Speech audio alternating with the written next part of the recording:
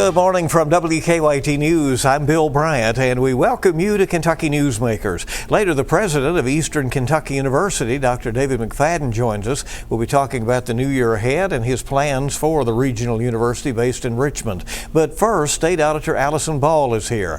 Auditor Ball's team recently completed a major examination of the Kentucky Department of Education. It called for some big changes. The auditor's office is also doing a special audit of the Fayette County Public School System. That comes after a $16 million shortfall and a sudden call for a special occupational tax increase that was later dropped. Auditor Ball's office also looking into the state's largest school district in Jefferson County. Auditor Ball is joining us now. We appreciate it. You're coming in today. Thank you very much. Great to be here. Well, first to the audit of the Kentucky Department of Education. It revealed several things. What stood out to you as you examined KDE? Yes, great question. So there's so much in this audit. It's a 560-page audit, so it is massive, and it contains a blueprint for things that we need to do to get on track for our schools. Just by way of background, we were looking at the proficiency levels of our students in Kentucky, and they're not good at all. Elementary school proficiency in reading and math and science are in the 40s and 30%, and once you get to high school, it's worse. It's in the 30s for reading and for math, and then when you look at science, it's 6% proficiency levels in science. So we knew going into this audit that this was very serious. This is the time to be looking at it because those numbers can't continue. We have to do a better job. We have to make sure we're doing all we can to make sure schools and teachers and students get all that they need. So we looked at many things. Everybody always thinks that when you're doing an audit, you look at the finances, and that's part of what we did, but we also have the ability to look at, are you getting your value for your money? Are you efficient? Are you getting the outcomes that you want? So we looked at that too. So big ticket items, we did determine that there were about $250 million of SEEK funds that the KDE allowed to lapse to go back to the general fund. And this actually resulted in a shortfall for them, and they then went back to the General Assembly just a few months ago, and they asked for $40 more million for SEEK funds for transportation. So how would that happen? Yeah, it's a great question. So the budget bill provided language for them to, if they had excess money over here, that they could then use it when you have money in another area that you're allowed to use it for. So transportation is an area you could transfer funds from one bucket to the other, so to speak. And instead of transferring those funds, they just let those funds lapse. And the reason why that's an issue is because they then had to go back to the General Assembly and say, actually, no, we do need that money. We need $40 million for transportation. So those are the kinds of things that you find when you do these types of audits. It's about stewardship. It's about being thorough and using your resources the right way. So that's a big ticket item that we found. You made a point that you go well beyond the numbers. We do. You were looking at how the school systems function. Yes. And the KDE oversees that. Yes, that's exactly right. So there's a variety of things we looked at that are big ticket, big items for people to know about. One of them has to do with preschools. That's a state conversation right now. What do we do with our preschools in Kentucky? Do we need to have mandatory preschools? How do we make them better? All those kinds of things are being asked right now. So we looked at preschools in Kentucky. And there's an assessment program that evaluates preschools to see how well they're doing all over the Commonwealth. It's called the STARS rating system. And that we found that the average rating for preschools in Kentucky is 2.7 on a 5-point star. So just over 50% are considered to be not quality preschools. That's a big number. Now, of the 3s, 4s, and 5s that are considered to be high quality, this was actually the most alarming thing, is that we did not see a correlation with high ratings and kindergarten readiness. So that's a serious issue. We actually looked at the top 10 highest assessed, highest value, top quality preschools in Kentucky, and they also did not show a correlation with that rating and kindergarten readiness. So a determination that they're doing something well, but they're not getting the kids ready for kindergarten. Yes, in fact, actually one of the things we reviewed is that socially they were doing pretty well, but academically they were not ready for kindergarten. And that is the primary push, the primary goal of preschool at this point, is to make sure you're kindergarten ready. So I think that's something that we need to have a conversation about in Kentucky. What do we need to do to fix that and get that on better footing? You declared all DEI efforts a waste of money and said that they did not positively impact student outcomes. So we looked at the DEI efforts that have done by KDE, and so they implemented several. They had about 14 people hired. around 2021, 22, they hired a lot of people focused exclusively on DEI, and they implemented several programs that were disseminated throughout the Commonwealth to be taught through DEI initiatives. And we reviewed, okay, where were we 10 years ago, where were we while these were being implemented, and then where are we now? And we saw for black students in particular that their proficiency levels actually went down through those years. So they're actually lower now after DEI than they were prior to DEI. And we really need to be focusing on that. Was a demographic that has low proficiency levels, and that's something that we have to do better on. The approach that we've taken in the last few years is not raising their proficiency levels. It's not working. You said that KDE lacked measurable benchmarks in several areas and does not monitor local districts closely enough. Yes, so there's a lot in there on that. And so that's a takeaway from this for the new commissioner. I think this is going to be really helpful for him as he puts things in place. He needs to have measurable benchmarks. It can't just be aspirational. We want to improve. We want to have an environment of learning, a vibrant learning environment. Things like that are good, but you have to have measurable benchmarks in order to be able to get better if you want to raise those proficiency numbers. So we compared with other states. We looked to see what they were doing. We have some very specific recommendations in there, but you do need to have measurable goals and outcomes if you're going to be able to succeed. We did see, as far as assessments go, is the KDE about half of the districts have not been assessed, done a full assessment in over a decade. So there's a breakdown there. Some school districts are being done more often, actually quite a bit, but the majority of them have not been done at all in 10 years. So those are some areas that absolutely need improvement. There are provisions by which KDE can take over a local school district if they declare them to be in a tough situation. Is it your suspicion that there would be more of that if they were all being looked into? So that's a great question, and it's hard to say without them actually doing those assessments. It's been quite some time since the KDE actually has taken over a school district. It doesn't happen regularly, it doesn't happen often, and it's hard to say if more would have been done. They just haven't been doing those assessments, and it's hard to say. But absolutely, those assessments need to be done. Part of the audit that got a lot of attention said the KHSAA, the High School Athletics Association, and the KDE are not mitigating the risk of sexual harassment and abuse of student athletes. What needs to change there? So that was a very serious finding, and I think that's one of the most relevant ones right now that we need to be serious about addressing. So we determined, looking at all this, is that there is no database, there's no clearinghouse that reviews and finds out if middle school or high school coaches have an investigation or charges of sexual misconduct with a minor. And we're hearing a lot of news stories right now. I know there's 2 coaches in Louisville that have some horrible allegations about them. So it's a serious issue right now, and this is something that must be addressed, must be fixed. We have to know who is coaching our minor kids.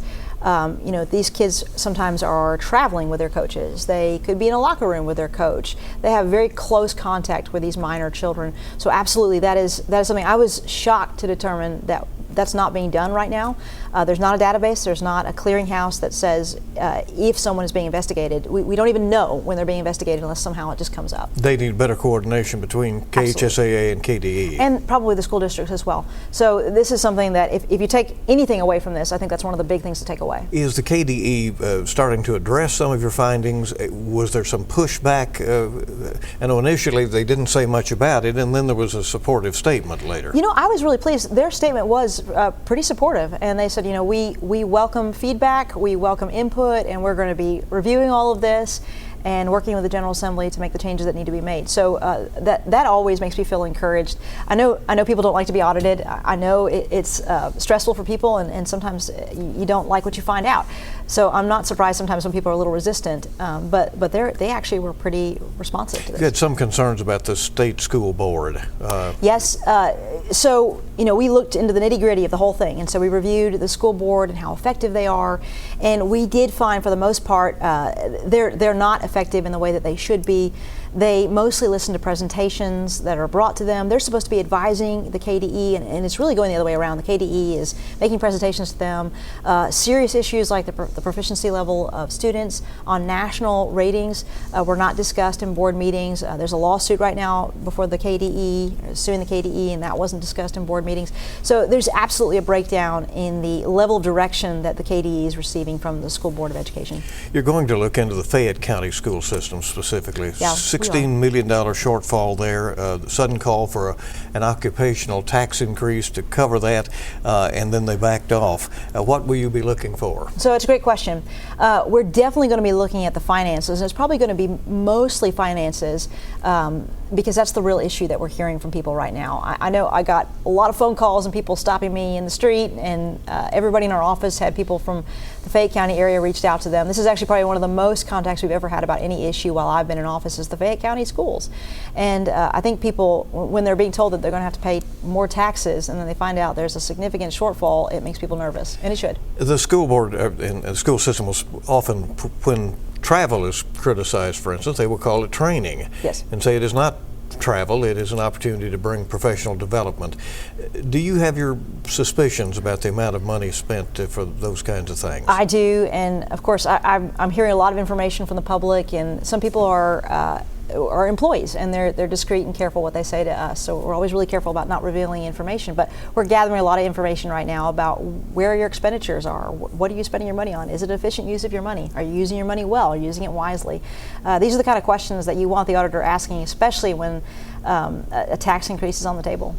And so your time frame for that is what, about? Yeah, so we're also doing the Jefferson County Public School System. That time frame for that one is summer of next year. That's a big one. It's much broader than the finances. Mm-hmm. And we anticipate the Fayette County one coming out next year as well. We're going to be doing them both at the same time, and it's always a matter of resources, how many auditors we have to put on things. But that one, the Fayette County, we have some very specific issues we're looking at, given what's been said in the news, what people call us about. So that one's probably not going to be as big of a lift as the Jefferson County one. When you're doing an audit, you're about to do a report, and you obviously you have the numbers, and as you say, that is one thing. Yep. But when you make other recommendations, how careful are you to be sure that that is not seen in some political light, that it's, an agenda that you feel strongly, yes, and therefore you make recommendations that might point us a school system or a local government in the direction you favor? Yes, no, I know, it's a fair question. So I always treat this job like when I was a prosecutor, and it was very important for me to achieve justice, and I really feel like that's the way I'm supposed to approach this role. So it's not supposed to be pushing the ideological positions of Allison Ball. It's supposed to be very data driven, very facts based. I have a lot of auditors on staff. I would say probably most of them don't agree with me ideologically, politically, what have you, and we all work together as a team to make sure we're reaching those same conclusions. I'm not directing the outcomes. They're doing the footwork, and we do work collaboratively together to make sure we're reaching the same conclusions. But it's a whole team of people, and sometimes we rely on experts. Like this one we just did for KDE, we actually used a consultant that is an apolitical consultant, doesn't have a dog in any fight at all, and those are ways to make sure that you really are.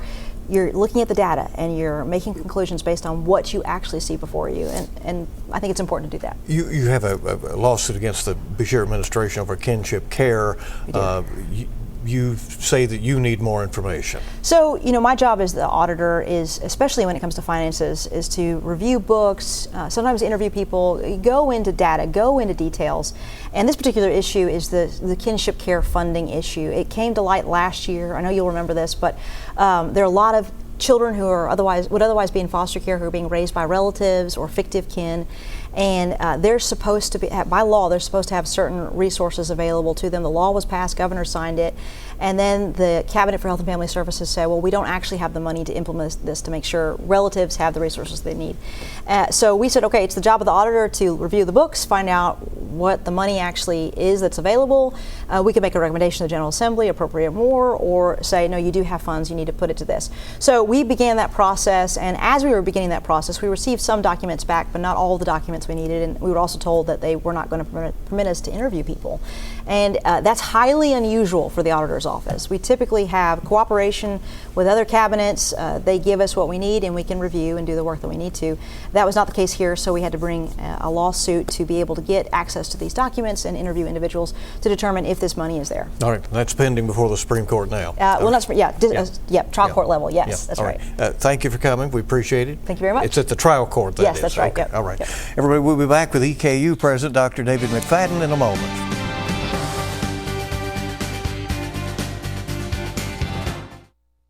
Welcome back to Kentucky Newsmakers from WKYT. You can start to feel the approaching school year. Eastern Kentucky University is getting ready to welcome thousands of students to campus. Some of Eastern's programs are well known, including aviation, law enforcement, education, counseling, and nursing, and others. EKU is also pushing for a new osteopathic medical school. We'll talk about that.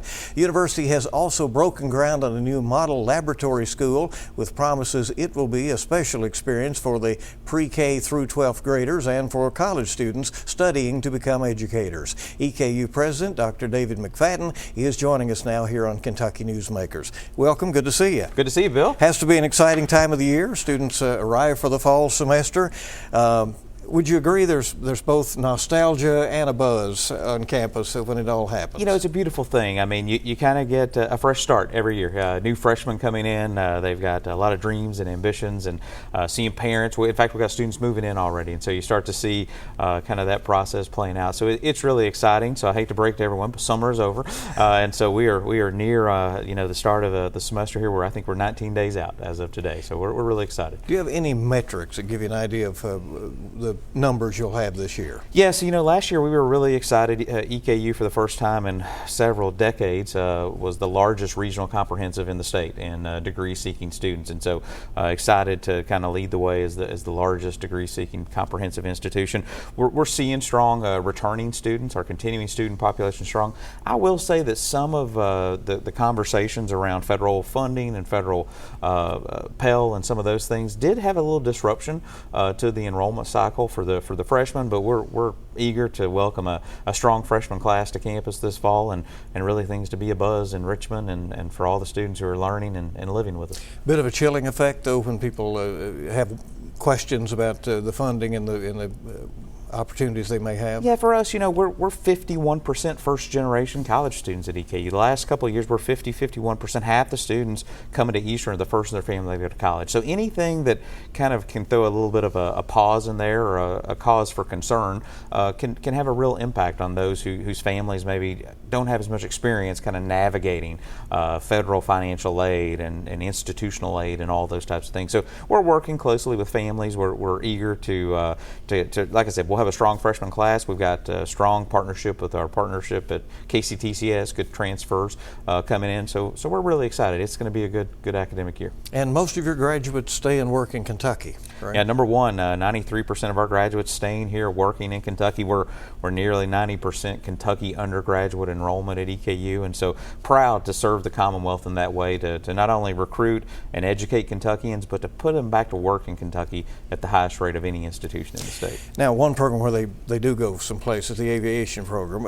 It continues to grow. You have a new director there, and I know some important airline partnerships that have been announced in recent months. Yeah, we've announced several partnerships there as we're bringing on, from Allegiant to conversations with Delta to all of really the major flyers who we're partnering with. But Dr. Tim Holt is joining us as the new director of that program. We've tipped over 500 majors in that program. It's a top 5 program at Eastern Kentucky University, and so that program has been around a long time, but it has really exploded over the last several years. The demand in the aerospace and aviation industry continues to grow. We continue to see such high demand for our students, and so we're just really proud of that program, proud of the leadership, and proud of those students. And yeah, many of them, while they go all over the world, many still call Kentucky home because of the amazing airports that we have right here in the Commonwealth. At this point, do you continue to push that program or does it kind of push itself? I mean, there's a high demand, right? Yeah, it's high demand. I think for us, one of the things the legislature funded in the last legislative session was a new flight school at the Central Kentucky Regional Airport. We have finished all the approval process, getting ready to break ground on that project and get that project underway. Once that's up and done, we will be able to continue to expand that program, but we'd really kind of run out of space. And so we're managing that. Great partnership with the Central Kentucky Regional Airport, our partners at City of Richmond, City of Berea, Madison County. Just a wonderful thing. And for many that don't know, that airport's the 3rd busiest airport in Kentucky. So lots of activity going on there with all those students flying in and out every day. Are you still hopeful that EKU will be able to establish a college of osteopathic medicine? Yeah, we're well on our way. So that was we've talked about this a couple times. It's more or less a generational type of project. It can take about a decade to see this from start to finish, meaning concept to graduating that freshman class. We'll be submitting some documentation to CPE here in the next couple of weeks, which really kind of kicks this process off officially. We'll engage in the search for a dean over the next summer. We'll be building curriculum. We'll be looking at facility construction, hoping to welcome the first class to that medical school in 2030. So that first class coming in 2030, them graduating in 2034, kind of taking us from the 2024 legislative session all the way through that 2034 graduating class. Well, when you first made the proposal, there really were no guard rules, right? I mean, you didn't know exactly what you had to do. Well, what we did know is that in Kentucky there was a prohibition against comprehensive institutions offering, those advanced doctoral programs, and so grateful that we were able to work with the legislature and our other higher ed partners to take that prohibition off in the last legislative session and really pave the way for EKU to pursue a Doctor of Osteopathic Medical School to really serve the primary care needs of Kentucky, and I think we'll do a great job of that, and really have had great conversations with the healthcare community, continue to have great conversations with the education community, and just excited about what that can do for the Commonwealth. Because again, your main thrust on that is that most of those doctors would stay around. Yeah, and for an institution that educates so many Kentuckians, puts them back to work in Kentucky, we feel like we got a great blueprint for keeping those physicians here. And if we can keep the cost low and affordable, it really gives them the opportunity to go back to their home community and serve and be able to really meet that first line need for healthcare services. You broke ground for a new model laboratory school a few weeks ago. It's going to be a new site on the south end of campus. What will that make possible? Well, really for us, it's so interesting, I think, as we see the new site, which is across the bypass now in the south of campus. And in 1960, when the building that was built now was built, it was on the south side of campus. And so I think that from a school safety standpoint, from a student experience standpoint, I think it's going to create a lot of logistical benefits to be there.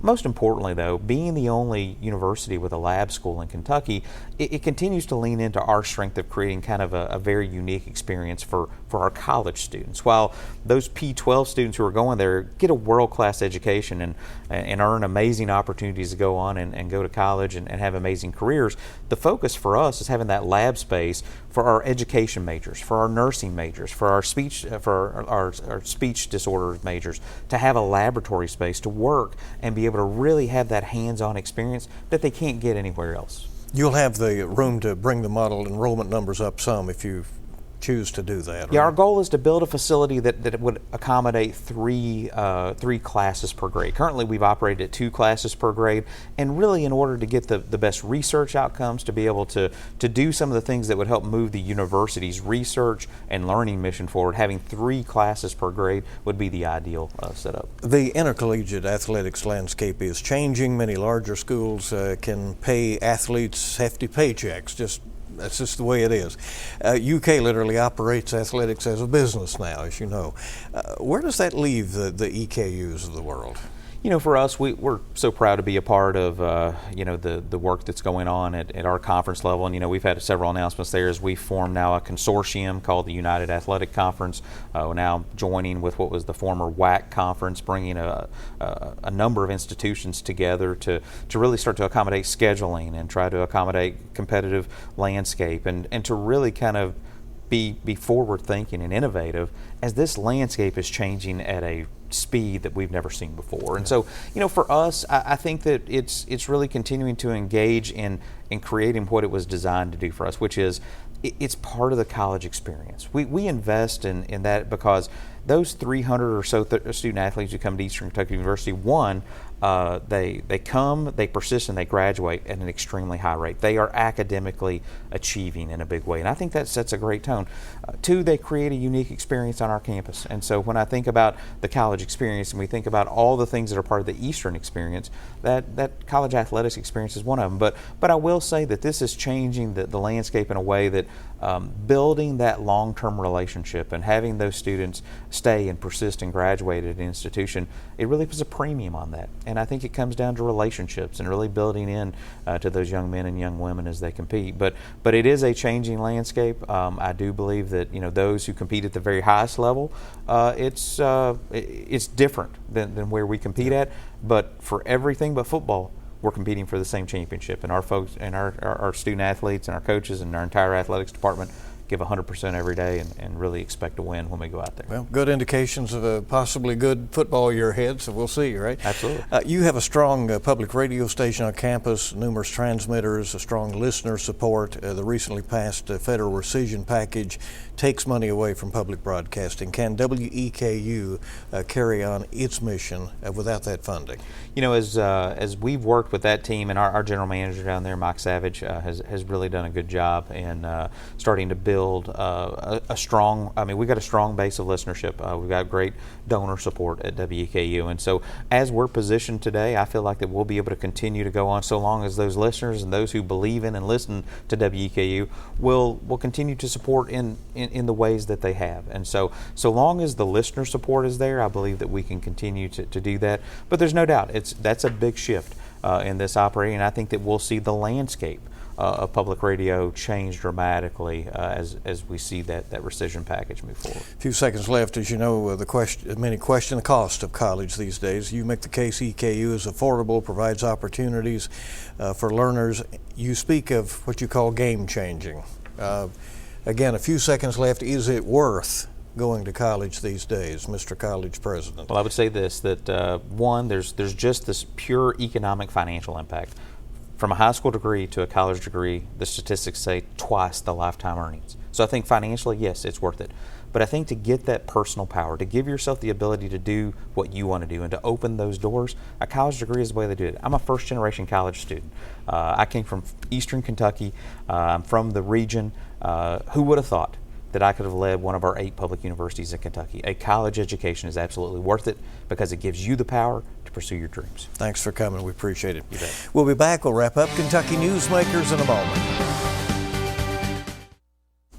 We want to thank you for joining us for this edition of Kentucky Newsmakers. Stay with WKYT on air and online for all the latest, and we hope you make it a good week ahead.